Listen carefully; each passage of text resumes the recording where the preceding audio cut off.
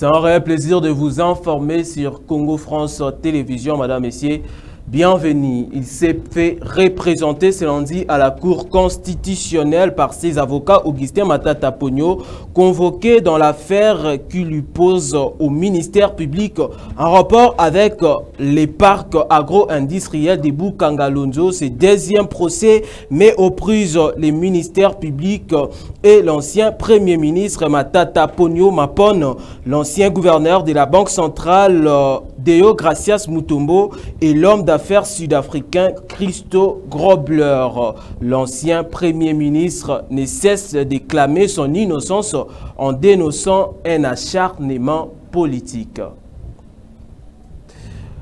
Pendant ces temps à Kinshasa, dès ce mardi, Kinshasa va prendre part au 15e sommet du BRICS, cette organisation qui regroupe le Brésil, la Russie, l'Inde, la Chine et l'Afrique du Sud. Le président de la République démocratique du Congo, Félix-Antoine Tshisekedi Tshilombo, sera bel et bien représenté par le Premier ministre Jean-Michel Sama Lukonde qui fera le déplacement de Johannesburg pour prendre part à ces sommets dont les discussions vont tourner autour du partenariat pour une croissance multisectorielle accélérée, un développement durable et un multilatéralisme inclusif. Les forces de l'EAC est jugées inefficaces. Ce sont les mots du président de la République démocratique du Congo, Félix-Antoine Tshisekedi Tshilombo, lors de la 109e réunion du Conseil des ministres.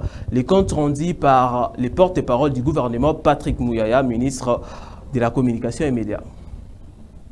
Le président de la République a fait part à ses pairs, chefs d'État, de la dégradation de la situation humanitaire et les statu quo des faits imposés par le Rwanda et ses supplétifs du M23, qui se sont jusqu'ici refusés de se conformer aux engagements pourtant souscrits dans le cadre du processus de Nairobi et de la feuille de route de Luanda, allant même jusqu'à entraver la mise en œuvre des mécanismes dont ceux supervisés par la MONUSCO, le tout sous le regard coupable et complice de la force régionale déployée par la communauté de l'Afrique de l'Est.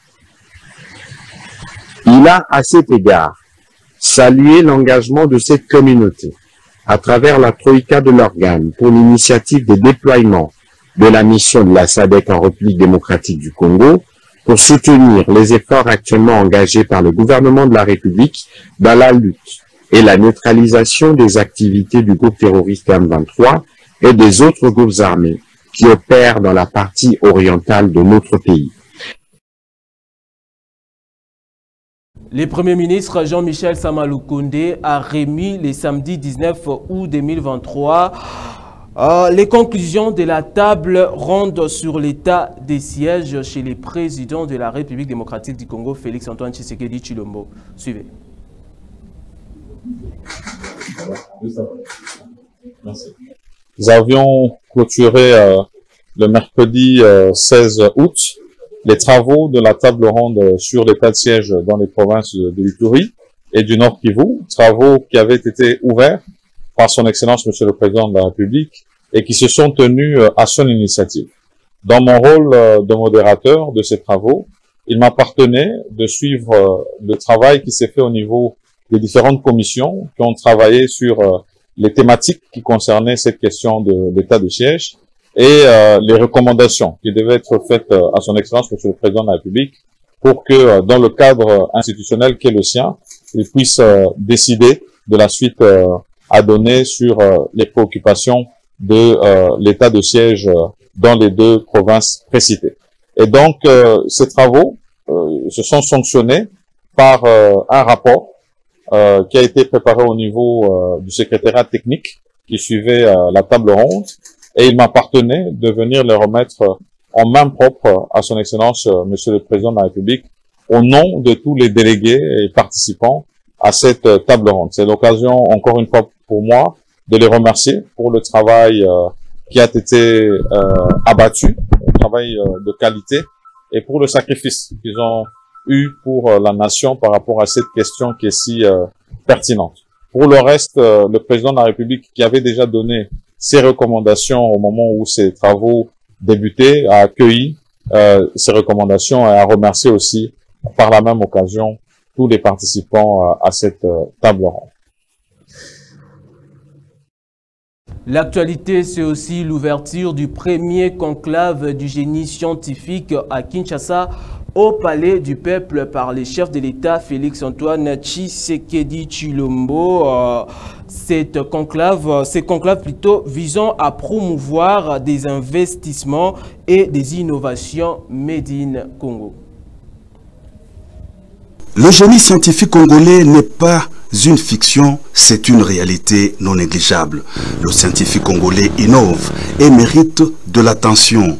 Sous le haut patronage du président de la République Félix-Antoine Tshisekedi Tshilombo, le ministère de la Recherche scientifique et Innovation organise du 19 au 23 août le premier conclave du génie scientifique congolais. C'est au chapiteau du Palais du Peuple que le comité d'organisation s'est fait le réel plaisir d'accueillir le chef de l'État pour la cérémonie d'ouverture des journées d'exposition et d'évaluation dans plusieurs domaines scientifiques, notamment de la pharmacologie, de l'agroalimentaire, l'agro-industrie, du numérique et même des fabrications de voitures électriques made in DRC et de divers autres produits.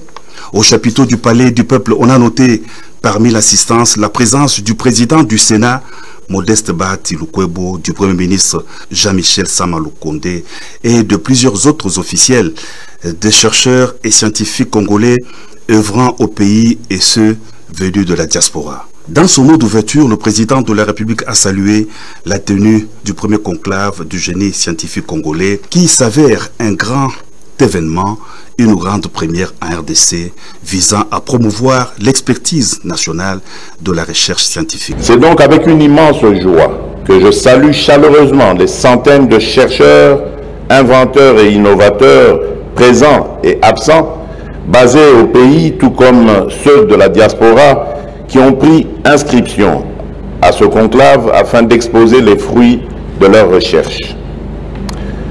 Tous s'emploient à chercher et à trouver des solutions aux problèmes socio-économiques de leur mère patrie. De manière particulière, je m'empresse à présenter à travers ma personne les chaleureuses félicitations de la nation tout entière à nos chercheurs de la diaspora qui ont pris inscription à ce conclave afin d'exposer les fruits de leurs recherches. Il s'agit entre autres de Madame Moubenga Sandrine, de Monsieur Ngatou Landou Roger, Monsieur Lai Ekwakile Aimé, Monsieur Kabea François, Monsieur Kaboko Monga Jean, dont les recherches menées à l'étranger ont produit des résultats qui vont être utilisés dans l'intérêt de leurs compatriotes. Je ne saurais ne pas mettre en exergue la brillante participation de la jeunesse congolaise à ce conclave.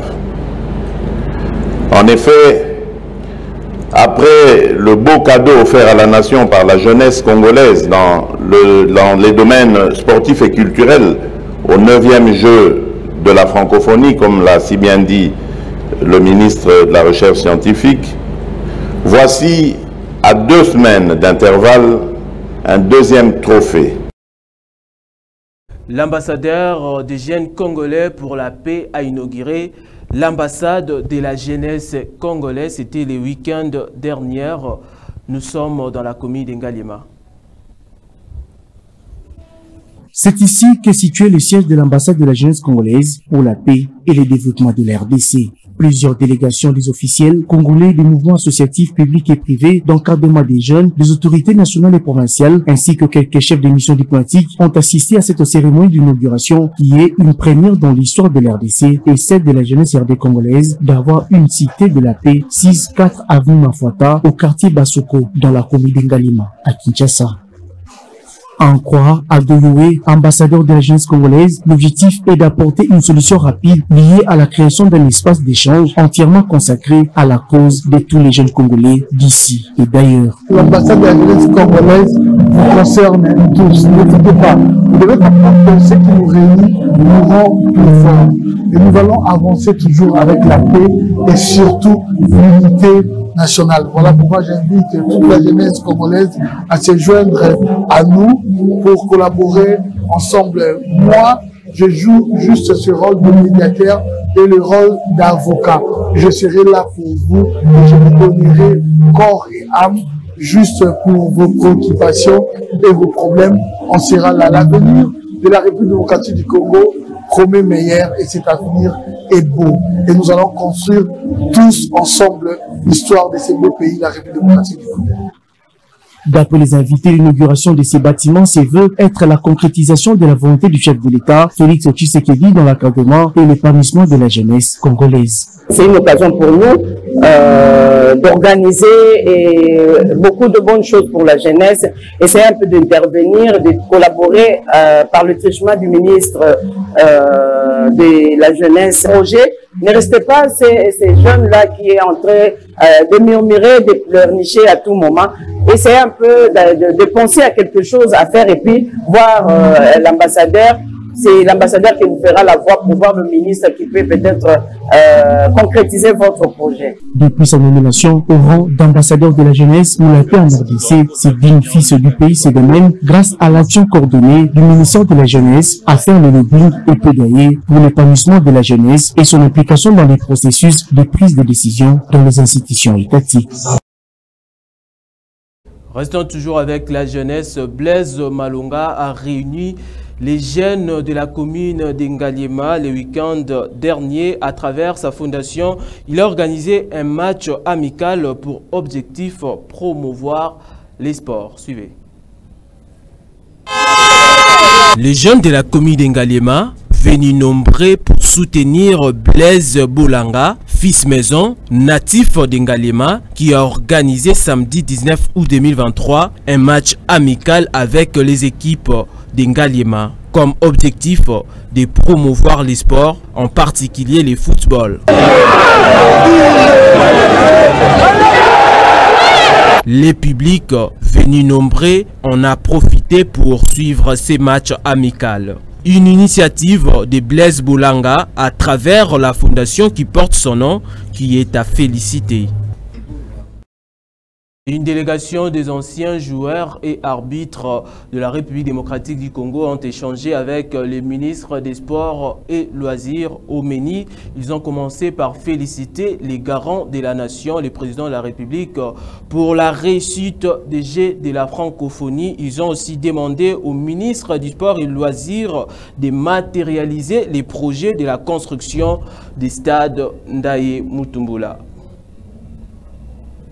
C'est un jour décisif pour cette délégation des anciens joueurs, arbitres et autres responsables sportifs venus à la rencontre du ministre des Sports dans son cabinet de travail. À ce jour, les Kasaï centrales restent là, l'une des provinces du pays dépourvue d'un stade aux standards internationaux, un stade en mémoire de la légende du football, Ndaye Mulamba, ancien léopard natif de la région et meilleur buteur de la CAN 1974, en gestation pour réaliser ses grands rêves caressés il y a des années par le monde sportif du Kasaï. Nous sommes venus présenter les sincères félicitations au président de la République, Félix Antoine Tshisekedi Tshilombo, pour avoir réussi l'organisation impeccable des Jeux de la francophonie et exhumer nos deux demandes. La première demande, c'est la construction du stade Ndaye Mulamba, légende de football congolais, jamais égalé grâce au score qu'il avait réalisé en Coupe des Nations en 1974. Deuxièmement, c'est le jubilé d'or de M. Albert Mwamba Kabwe, arbitre international qui a fait un parcours élogieux dans le domaine du sport congolais. François Kaboulo a confirmé la matérialisation de ces projets sportifs. Cette infrastructure moderne sera érigée à Kananga, dans la commune de Katoka. 1-0, score final dans les matchs opposant Vita Club et Primeiro d'Angola. Vita Club de Kinshasa était battu par l'équipe angolaise dans une rencontre comptant pour la qualification de la Ligue des champions africaine ce dimanche 20 août 2023 en Angola. Plus de détails avec Mervedi Njungu.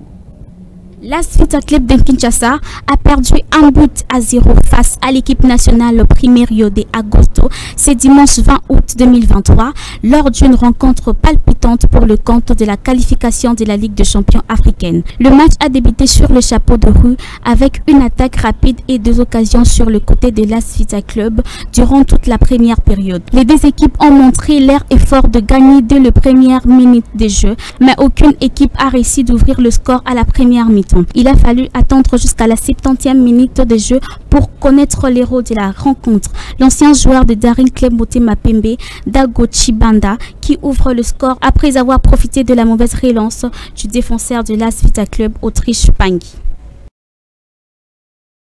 Sommet du BRICS s'ouvre, c'est mardi à Johannesburg, en Afrique du Sud. Les thèmes portés sur BRICS et l'Afrique. L'Afrique du Sud se prépare. Même si l'Afrique du Sud est l'unique pays africain membre des BRICS, tout le continent pourrait bénéficier de ce grand marché constitué du Brésil, de la Russie, de l'Inde, de la Chine et de l'Afrique du Sud. Au moment où l'ordre mondial connaît des bouleversements importants, les BRICS semblent, de l'avis de certains experts, être une opportunité pour l'Afrique de changer la tendance et de proposer des partenariats solides pour son développement économique. Nous devons commencer à réfléchir à ce qu'il faudra faire pour que l'Afrique ait plus de chances de vaincre la pauvreté beaucoup plus rapidement au cours de la prochaine décennie. À l'échelle continentale, régionale et sous-régionale, les décideurs politiques doivent identifier les synergies en matière d'investissement, à la fois dans les secteurs du capital et du social. Du 22 au 24 août 2023, l'Afrique du Sud accueille le 15e sommet des BRICS, un sommet dont le thème prône le partenariat du bloc avec le continent africain pour une croissance accélérée des deux parties et un multilatéralisme inclusif. En gros, c'est l'Afrique qui gagne, mais il faut y mettre beaucoup de travail.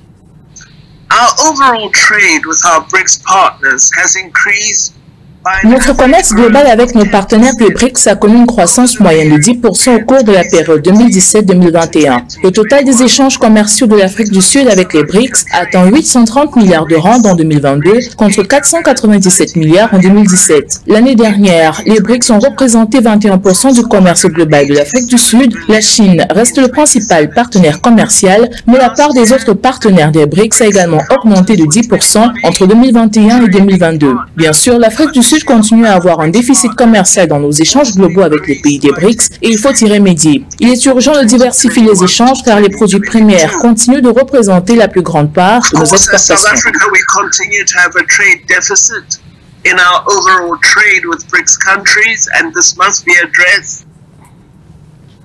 Le groupe des BRICS représente plus de 40% de la population du monde et environ 26% du PIB mondial. Il offre aux pays une forme alternative en dehors des canaux diplomatiques considérés comme dominés par les puissances occidentales traditionnelles. Son influence et son poids économique croît progressivement et incite de plus en plus de pays à le rejoindre. 23 pays ont officiellement demandé à devenir membres des BRICS, dont 3 en Afrique. Il s'agit de l'Algérie, de l'Égypte et de l'Éthiopie. C'est par cet élément que nous tirons complètement les rideaux de la présentation de ces grands rendez-vous d'actualité sur Congo France Télévisions. L'information continue. Un grand merci à l'équipe technique et l'équipe rédactionnelle. Bye bye.